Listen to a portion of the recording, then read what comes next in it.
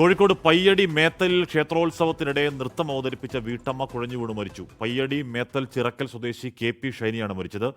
അനീഷ് ദേവസ്യ വിവരങ്ങൾ ചേരുന്നു. അനീഷ്, ആശുപത്രിയിൽ കൊണ്ടുപോകാൻ കഴിഞ്ഞില്ലേ?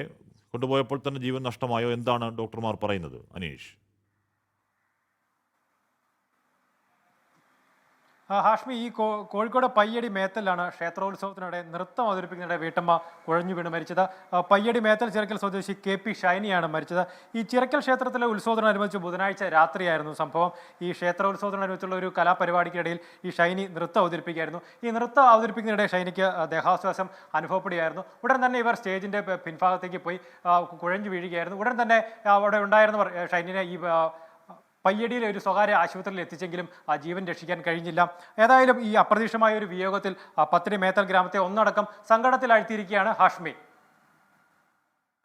അനീഷ് ദേവസ്യാണ് ആ വാർത്തയുടെ വിവരങ്ങൾ നൽകിയത്. നൃത്തപരിപാടിക്കിടയിലാണ് ദേഹാസ്വാസ്ഥ്യമുണ്ടായത്. ആശുപത്രിയിൽ കൊണ്ടുപോയി, പക്ഷേ കുഴഞ്ഞു വീണ് മരിച്ചു എന്നുള്ള സങ്കട വാർത്തയാണ് അനീഷ് പറയുന്നത്.